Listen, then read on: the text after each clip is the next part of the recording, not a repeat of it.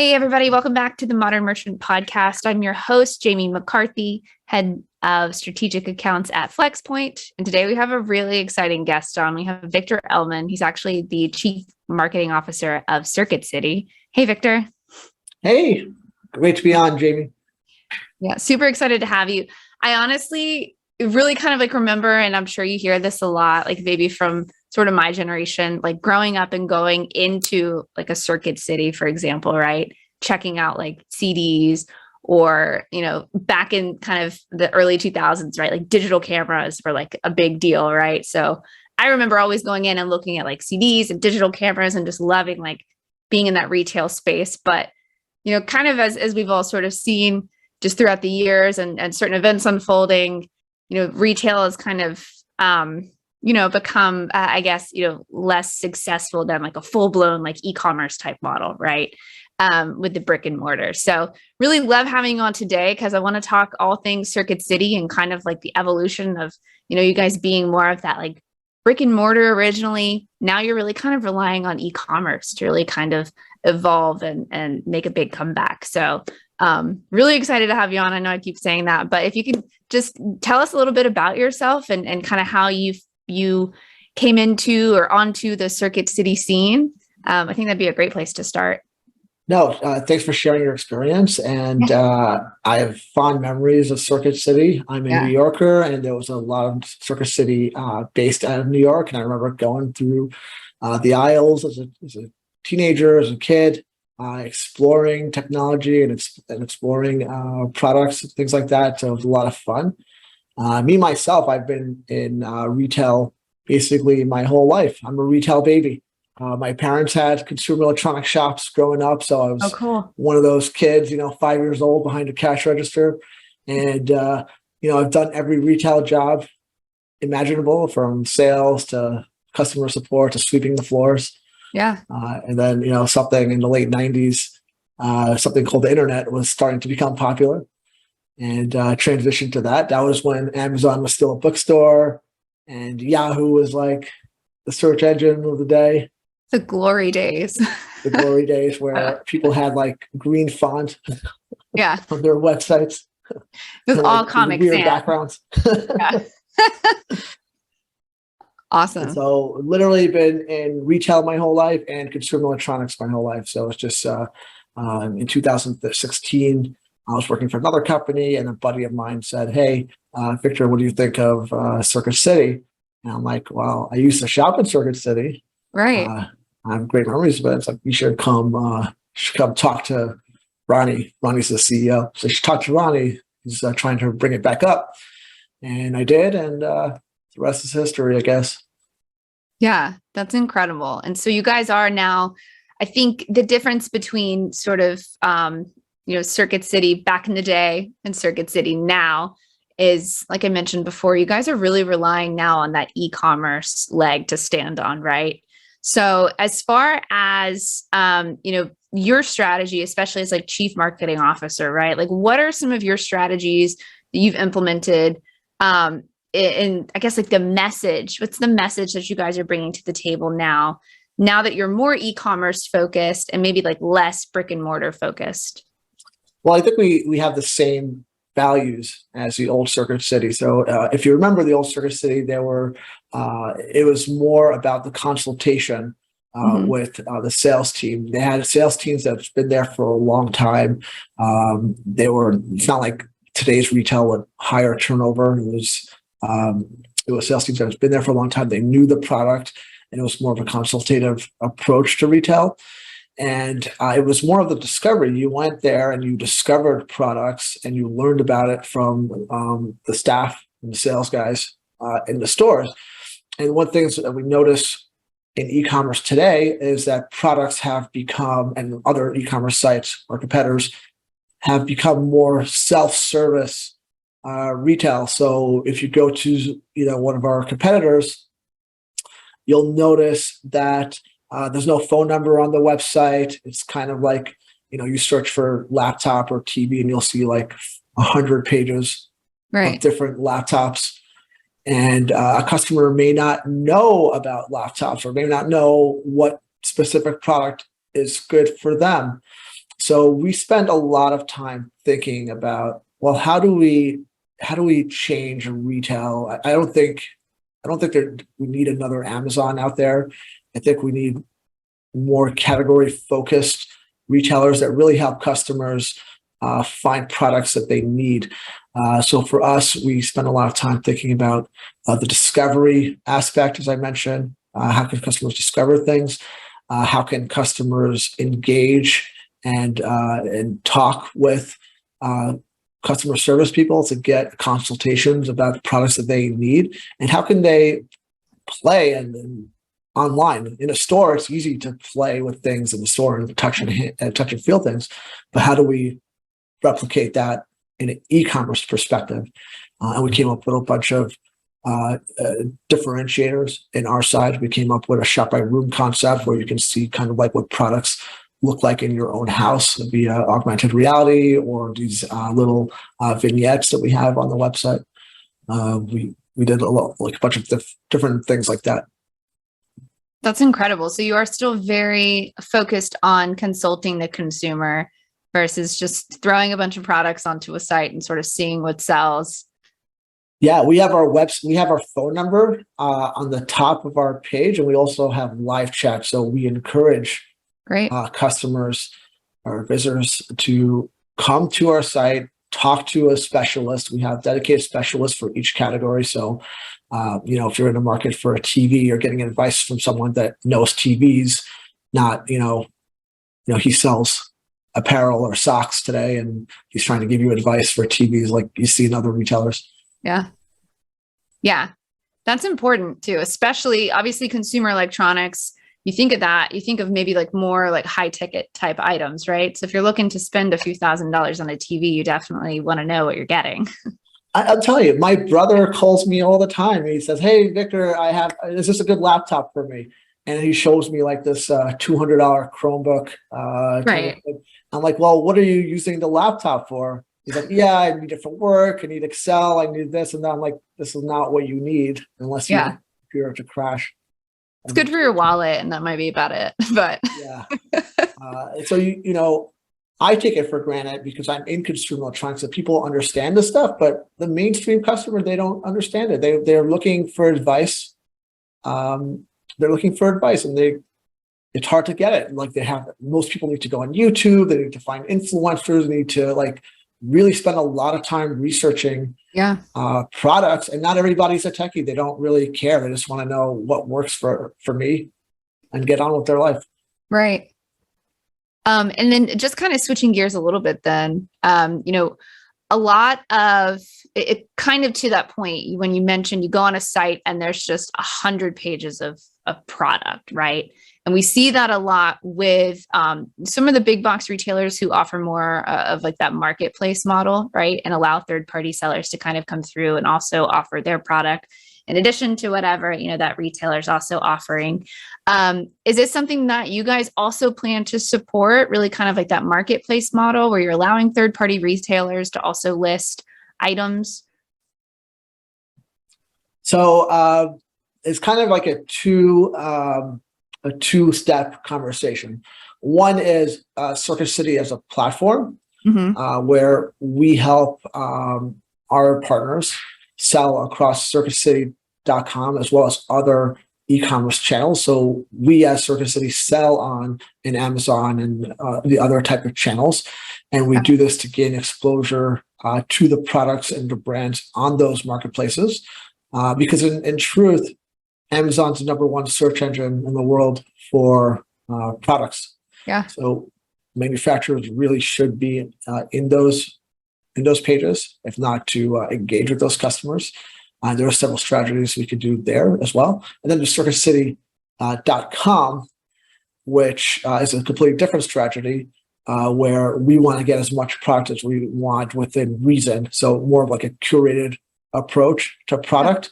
We don't want to be a situation where a customer searches for HDMI cable and gets 500 pages of HDMI cables, because I don't think that really helps the customer journey. Right. I think we want to have a consistent, maybe good, better, best type of approach, and have customers have some options with the brands and products that differentiate from each other.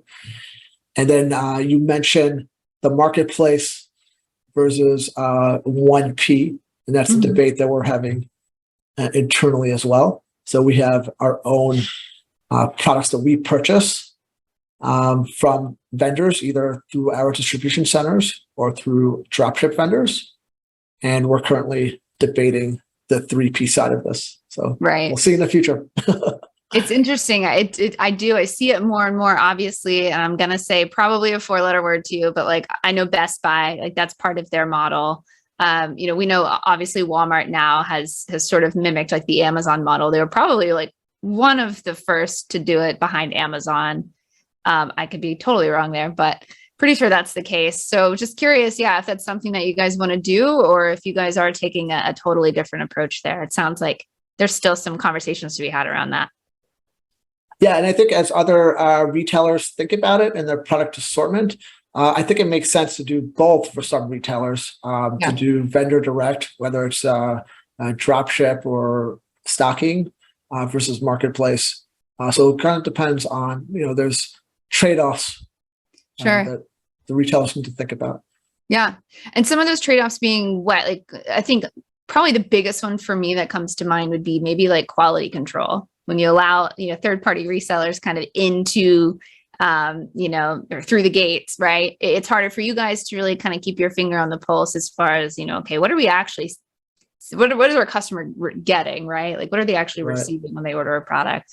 So that's obviously something to kind of always consider. But I think when you talk about being able to offer, just more diversification in the products that you're offering, I think that's definitely where the marketplace comes in to be super beneficial for a lot of and there's a whole host of other problems.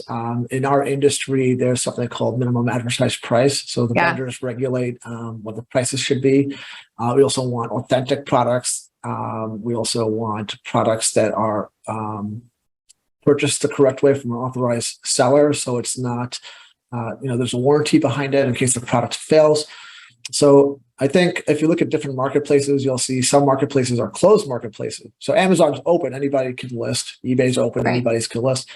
Then you look at something like a Best Buy Canada or Target or Macy's. It's like an invite only type of marketplace, which it's interesting to see what happens. Sorry about that. No, you're totally fine. And then to switch gears a little bit, right? So, we see a lot more brands employing more of like a D2C model, right? For online sales, more so now than, in previous years. That pure online retailer, that like e-tailer pitch, has that like changed or evolved at all? Like, let's say from like 10 years ago to today. Like, I don't know previously if Circuit City, like, if you guys, when you were selling online, right? Is that message different back then than it is today? No, I think the message is the same. A lot of brands try to go direct to consumer, and then they learn it's not as easy as they think. Brands are very good at manufacturing products, maybe marketing products, but there's a whole host of problems when you try to go direct to consumer through fulfillment and customer acquisition and those type of things. Even now, as you see, cost of customer acquisition and e-commerce perspective has gone up more than double just in the last couple of years. And all these brands that have tried to go direct to consumer are finding out that it's not as easy as it was 2 years ago when you just do a TikTok ad or Instagram ad. Right. Drive traffic to your site. So more and more, we're seeing direct-to-consumer brands now shifting and trying to diversify and working with e-commerce retailers that actually could help the brands. Right. We have customer bases already. We have entire e-commerce teams dedicated to this.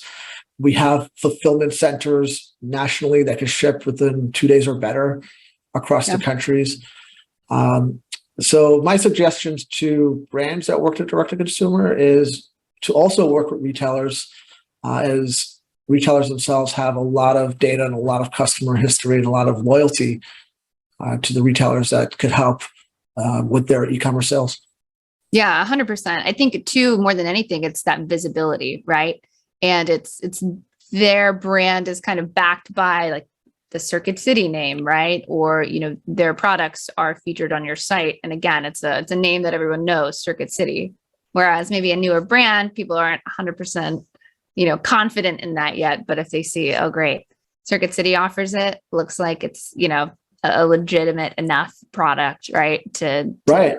trust in And I love that. And it's also cross merchandising opportunities. For example, if someone's in the market for whatever, a TV, they could also get a sound bar. They could also get other accessories that go together in their living room to make their their room a reality of what they're trying to do all together. And they don't have to piecemeal solutions through different retailers. You could call us, or you can chat, or you can find things all in one place, and we'll create that solution for the end user. Yeah, that's incredible. Versus just having, like you mentioned, piecing it all together on your own. I'd be entirely lost. So when we talk about growth, right? If we kind of shift gears and talk about like growth for you guys, what are some of the strategies that you're really excited for with Circuit City in the next year or two that you guys are just really gonna double down on? Is there really any key area there that you're just really looking forward to using as a growth tool? There's a lot of really cool digital strategies that we're employing. Obviously, we're going to continue to invest in e-commerce and invest in growing that part of it. But some of the things that we're doing, that we're thinking about long term, and you see other brands doing this, we're looking into. We already started with augmented reality. We're now thinking about, well, now Metaverse is a thing. What's Metaverse? Yeah. What's NFT? What are these things, and how can we grow in those up and coming channels? That's super exciting. And another channel that we're looking into that's super cool is like the broadcast channel. Like you can actually stream video, kind of like a QVC or HSN on your own e-commerce site. And I saw Amazon did something similar during Prime Day, which is super cool. And I'd love to see, we'd like to see that in Circuit City, specifically for consumer electronics, all day, every day, and engage customers with what solutions there are out there. I think I did see that too with Amazon, where it was more like, I don't want to say influencers, maybe it was, right? But they had just sort of that live stream of just random folks on there featuring certain products. Is that what you're referring to? Yeah, something like that, but not just product specific, more kind of like lifestyle specific. Let me show you like an entire living room of solutions and how they all work together. Here's the smart home. Here's how you connect everything together in a smart home. Because smart means anything to anybody. Nobody really knows what you can do with smart. And we're trying to figure out, instead of selling products, sell like the solution, right? Like, how do I get notified when my kids get home from school? How do I wake up to my favorite Spotify song? Things like that. I think there's a lot of value in customers understanding what solutions there are out there, not just every single product. Sure. So you're really using kind of this digital platform now as a way to really kind of paint a broader picture for your consumers. Would you say that that's the case? Yeah. And obviously the key buzzword that you keep on hearing is social commerce. That's kind of direction that we're hearing too. I love that. So are you guys actually, and I apologize, I've been assuming a little bit, but are you planning on opening any brick and mortar stores at all? Or are you guys going to be like a purely e-commerce play moving forward? Our focus is e-commerce moving forward. We see that's where the growth is and the value, especially during COVID, and a lot of people are at home. We are, if there is a brick and mortar play, it's going to be more of a store in a store model. So you can see that's the trend in retail today. You'll see brands collaborating with each other. Toys R Us just did something with Macy's. You go to Kohl's, you see a Sephora in Kohl's. Target has a Ulta in there. I'm pretty sure Lowe's just signed a deal with Petco. So those are the type of relationships that we're seeing in a brick and mortar perspective. And that's our focus in terms of brick and mortar, not standalone retail stores. Yeah, I think that's smart too. to do it that way. As far as like the biggest difference between, let's say, like a brick and mortar like retailer, right, versus a purely online, let's take sort of the store in store out of it entirely. You're looking at like brick and mortar retailer versus, you know, a 100% e-commerce retailer. What do you think, as far as, you know, from a marketing perspective, what do you think the advantages of being purely e-commerce are versus that brick and mortar? I think they both have different advantages. And honestly, I think there needs to be both, especially in consumer electronics, because if I'm in the market for a headphone, I want to hear the headphones in person before I buy it. Or if I want to buy a television, I kind of want to see the quality of the picture, if you will. So I think a successful in consumer electronics, you kind of need both. Otherwise, it's like showrooming. Someone goes to a retail store, sees something that they like, and then they just buy it from an e-commerce person. That being said, the advantages of e-commerce is that it's speed to market, endless aisle. A retailer is not going to have, like, for example, if something has 10 colors, a retailer might just stock 2 colors, black and white, and then I really want the red headphone, but they don't have it in stock. So speed to customer delivery is also something you can actually deliver same day now in e-commerce. So no longer, if you need something right away, you have to go to a store. Now you can actually get same day delivery. They both have advantages and disadvantages. I think omnichannel is really the best way to be. Yeah, agreed. Moving forward. When you talk about same day delivery, do you guys have any plans to partner with any kind of like delivery companies to offer any kind of same day delivery option? We have that right now. So we have in certain cities, you have the ability, if you place the order, I think it's before like 12 o'clock local time, to get the order the same day. So we have that in strategic big cities. Got it. Okay. And is that your own? 99% of the country could get the product within 2 days. Yeah. And then there are some cities you get it same day if you want.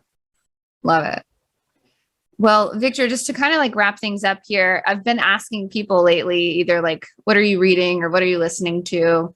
But for you specifically, you know, big marketing guy, obviously big consumer electronics guy. Do you have any like favorite podcasts that you're listening to currently that you want to suggest to us, or you're not a podcast? I am a Joe Rogan guy. So I'm on the planes a lot and I listen to Joe Rogan. It has nothing to do with marketing or anything, but sometimes you just need to turn it off. Turn it off. Agreed. Yeah. Joe Rogan's great. I'm more into like true crime type podcasts, but I'm the same way. If I'm going to listen to a podcast, it's not going to be anything that's like going to make me smarter or help me in any way. It's just going to be fun stuff. Yeah, exactly. And then Victor, tell us, everybody who's listening, I mean, where can we find, obviously Circuit City, circuitcity.com, but where can everyone find you if they want to connect? The easiest way to connect with me is on LinkedIn. I'm on social media at Victor Elmann. But LinkedIn is the best way to reach out to me. I have content that I pass through all the time on there. So it's cool to engage with me there. Yeah. I was checking out a little bit of it last week, actually, and super insightful. You were just down in, was it the Miami Retail Show? What show was it that? The Miami Retail Summit. Yeah, we had that was pretty cool. Yeah. You were a speaker on the panel there. Is that right? Yeah. We were talking about the next big idea in retail, in e-commerce specifically, like what's coming up in e-commerce. So there's a lot of insights going on all the time. Just e-commerce, retail in general, even supply chain. Supply chain is super important for a retailer today, especially in e-commerce. If you're a brand, if you're a retailer, if you're a direct-to-consumer brand, it's really important to be ahead of the trends of what's going on. It's almost, you can't talk e-commerce anymore without supply chain, right? Sort of going hand in hand with it. No, absolutely. And supply chain's a nightmare right now. Yeah. Can you share with us just quickly before we hop off here? Can you share with us what were some of those additional insights that you guys discussed at the retail summit? So my key call outs from the next big ideas specifically for me was collaborations with brands. So like I said, the store in store type of model, or just direct to consumers with retailers like a Circuit City. Then we spoke a lot about Metaverse and NFTs and that kind of thing, which it's really cool. There's a fashion brand, I forget which one, like one of the major fashion brands that just did a summer fashion show in the Metaverse. And the customer, if they purchased the digital NFT, got the physical handbag as well. So I thought that was really cool. Yeah. What's going on. Yeah, that's a great way to encourage engagement too. I think when you're talking consumers and trying to connect with them, that's super smart. Yeah, I agree. Yeah, I'm excited to kind of keep an eye on that. NFTs are probably not so much my thing, but definitely going to keep an eye on it. And Metaverse stuff, I think, is incredibly interesting. I think in the next year or two, especially, it'll be interesting to see like where we're at with that. But I love it. I look at what Target has an NFT store, Metaverse store now too. You can shop in the Target Metaverse. Yeah, it's wild. But yeah, I really appreciate Victor having you on. Super insightful. Like I said, it was, we saw Circuit City come through the other day, and got super excited, to know that we were going to have you on. So really appreciate all of your time and all of the insights you provided. Super helpful. No, it's a pleasure talking to you, Jamie, and hopefully we continue the conversation again soon. Yeah, absolutely. All right, guys, thanks again so much for tuning in to another Modern Merchant podcast episode. If you want to learn more about us, check us out at flexpoint.com. That's Flexpoint without the e.com. We've got our Modern Merchant blog up there. It's full of the latest e-commerce information and news. Also, go ahead and subscribe to our YouTube channel and follow us on socials at Flexpoint. We'll see you again next week with another episode.